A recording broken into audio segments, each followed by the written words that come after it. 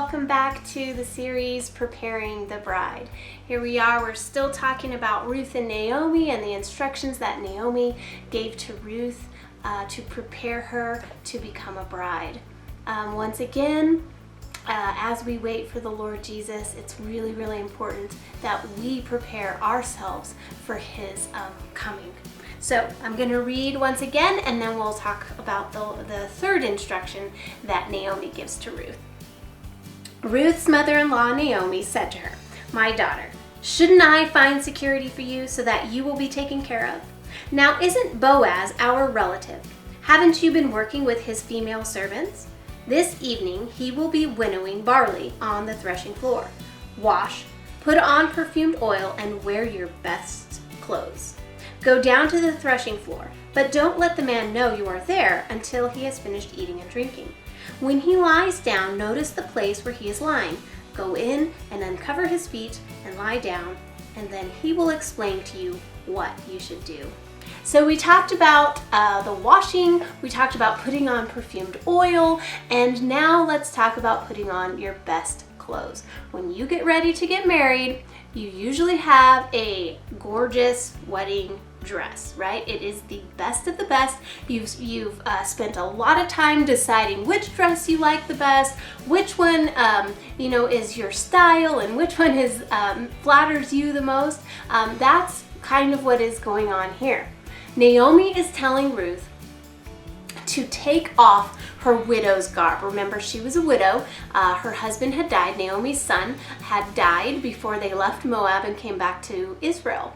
And so Ruth has been wearing, all of this time, she's been wearing a widow's garb, a widow's garment.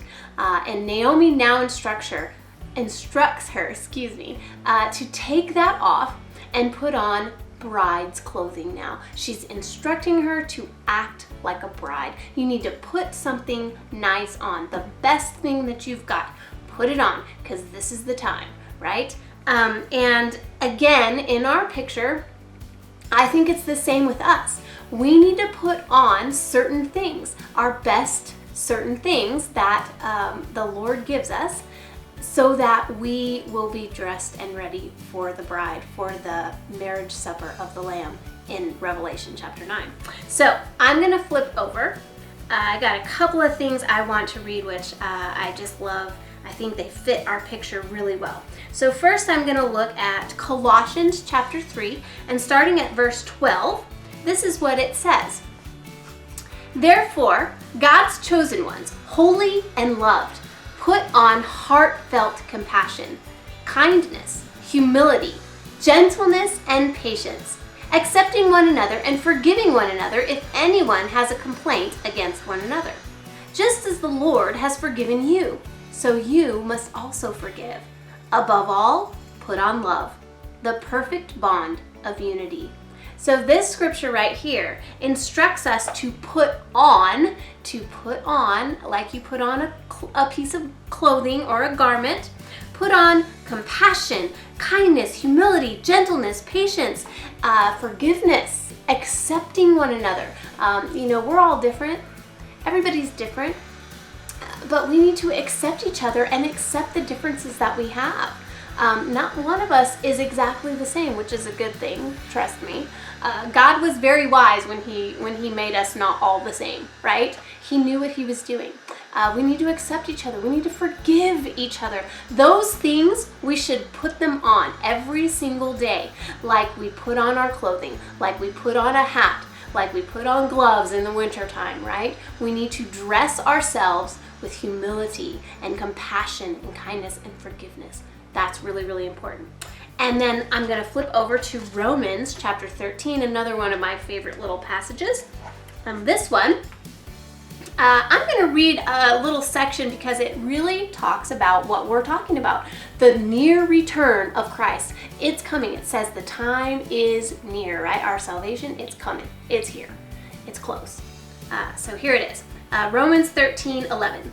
"Besides this, knowing the time, it is already the hour for you to wake up from sleep. For now our salvation is nearer than when we first believed. The night is nearly over, the day is near, so let us discard the deeds of darkness and put on the armor of light. Let us walk with decency as in the daylight, not in carousing and drunkenness, not in sexual impurity and promiscuity, not in quarreling and jealousies, but put on the Lord Jesus Christ and make no plans to satisfy the fleshly desires.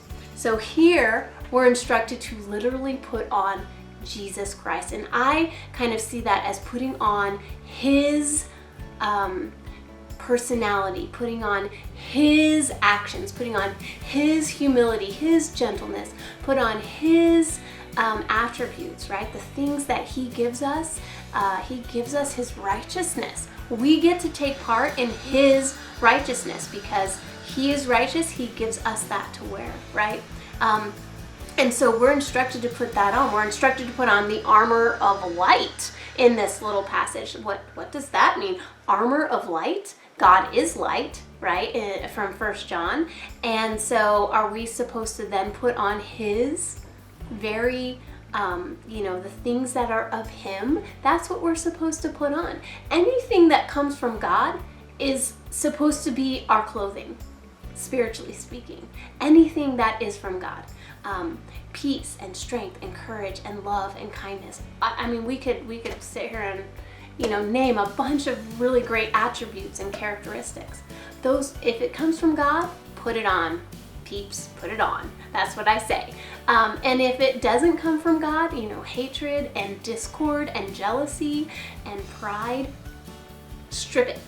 That's from the old life. That's from the mourning. Those things are from the widow's garb, right? Those things are from the old life, and we don't want that stuff. We want what is from God. So I just pray for you again. Dear Jesus, I just bless your people today. Lord, bless your people with your name. Would you shine your face upon them? Would you show favor and let your face just glow upon your people today? Father, I pray that we would learn how to put everything that comes from you on, that we would learn how to wear those things that are good and are pleasant and pleasing to you, Lord. Would you help us? Help us to prepare for your return, because it's soon, Lord Jesus. I thank you, I praise you, I bless your precious name, and in it I pray, Jesus. Amen. Amen. We'll catch you next time.